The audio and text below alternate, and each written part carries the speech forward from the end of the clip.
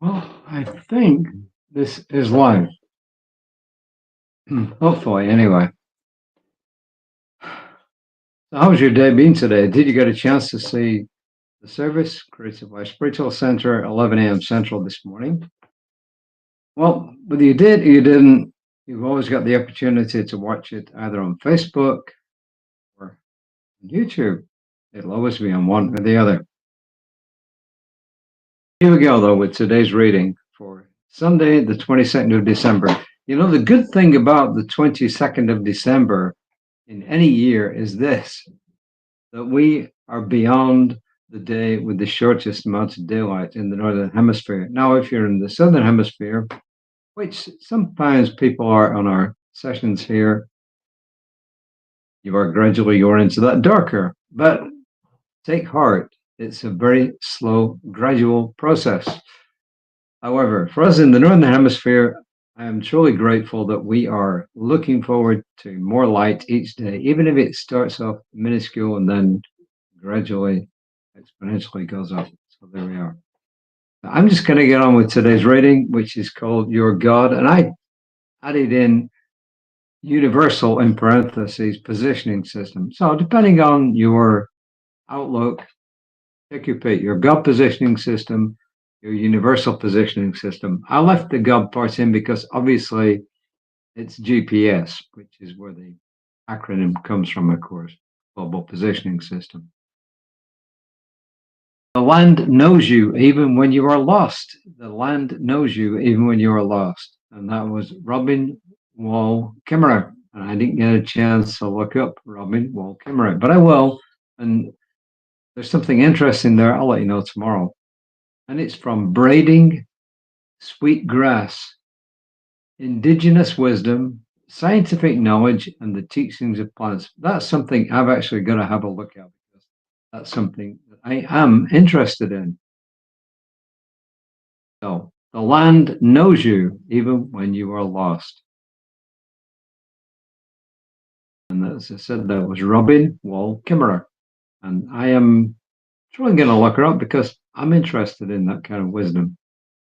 Ernest Holmes in the Science of Mind textbook, page 153, paragraph 5 says, we can be certain that there is an intelligence in the universe to which we may come, that will guide and inspire us, a love that overshadows. As I said, that was Ernest Holmes. And now Reverend Kris is talking about her, what most people would think of as GPS, Global Positioning System. She said, this morning, my GPS took me on a completely bizarre route home. Yep, she like me, been there, done that. I could see the road I thought I should have been on, and I knew there was no traffic or logical reason for the detour the GPS insisted that I take. As I sternly informed her of exactly how I felt about her inability to give proper directions, I remembered my God positioning system. Universal, right? I burst out laughing. There it was, a gentle reminder that we do need to surrender, relax, and trust that there is a higher perspective guiding us. In the midst of my mini rant, I realized that sometimes life's unexpected detours exist as opportunities in disguise. Maybe I just needed to take the scenic route to enjoy my morning errands a bit longer. Or maybe I was being set up to be in the perfect time and the perfect place in the future. In that moment, I embraced the unexpected, finding humor in the deviation and trusting that even in the twists and turns, there's a purpose and a bit of beauty to be found. How is your God positioning system guiding you? How's your universal positioning system guiding you? Well, this kind of reminds me of we'll be on the road and my wife will be sat in the passenger seat. Somebody in front of us will be going so slowly that they just make the light and we miss it. And I'll say, my God, why did they have to do that? They'll be driving along, say, at 20 miles an hour, and it's in a 45-mile-an-hour area. But for whatever reason, they're driving slower. There's no way to get past them. And they make the light and we miss it. And there's nobody in front of them. Of course, I have complained a lot in the past, but my wife has always told me, David, remember this. You may have avoided an accident, or we may come across something that we would have missed had we made that light. And that brings me back to this fact that there's always a reason in the universe for everything. Like you, sometimes my GPS has done wacky things. One time,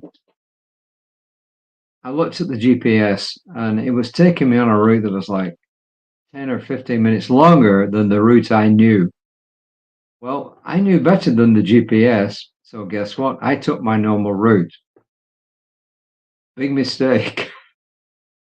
There was a major traffic jam on the route that I always took and that I did take that day. On the other one, apparently, there was hardly any traffic, and that's why the GPS wanted to route me around all this way, but it would have saved me a lot of time. But I ignored it. So I guess the opposite happened with her. But the whole point is this, that if instead of complaining when things happen, if we accept the fact that there can be, when we look for it, there can be a really good reason or purpose for this, then life does get a lot better. So when we're prepared to be open to a wisdom higher than our own, however you define that, then quite often life turns out an awful lot better than it would have otherwise. So, and I can think of instances where that's happened. Once at work, I was the person in line for promotion. I mentioned it a long time ago, I think. I was the person for the promotion. I knew the job. I could do the job. My boss knew I could do the job. He knew I was the perfect person for that job, for the promotion, but he didn't give it to me. He gave it to somebody else who was less qualified. Really, they were less qualified. He's not being big-headed. They just weren't. So I was really upset, and I didn't say anything. So what I did was, after I calmed down, I said to myself, I'm going to let go and let God. And I did. And every time my brain would tell me, no, I let go and let God. A few months later, my boss came and said, we have created this new department here, and I would like you to head it up. And it's a 2-step promotion. But had I given you that other job, I would not have been able to give you 2-step promotion. I would have only been able to give you one, and you've had to wait another year to get that extra promotion. So, yep. For once in my life, I calmed down, let go, let God, and it all worked out for the good. So, when we are prepared to trust a power higher than ourselves, I mean, really trust, then wonderful things can happen. Reverend Lisa will be on tomorrow morning about 9:15. Reverend Jesse, my senior minister, Reverend Dr. Jesse Jennings, to give him his full title, is giving a class starting on the 13th of January, and it starts, I think, it's 6:30 p.m. to 9 p.m. Central Time. It's called From Whence We Came. It's talking about new thought, how new thought came about. And whether you are familiar with new thought or not, it's a really great class. And if you are a minister or a practitioner, there's a reduced fee for you. It's quite a bit reduced. If you have seen this class before and you want to take it again, there's a reduced fee. And if you haven't, the fee is quite reasonable. I'm going to post a link for it tomorrow and before the reading. But just be thinking about it. It's a really good class. So whether you're connected with Science of Mind or not, you watch these readings, you no interest in Science of Mind. It is a really cool class on Mondays, and it starts January 13th from 6:30 to 9 p.m. Central Time. It's a good class. I'll post information about it tomorrow. So And thinking about that, coming up to the end of the year, I mentioned in my announcements this morning that as we come to the end of the year, it's a great opportunity to actually give a little bit more to your charitable organizations, and especially if you get a deduction. If our personal deductions are quite large now, but if you're somebody who benefits from charitable giving despite that deduction, then consider doing so. Consider donating to us.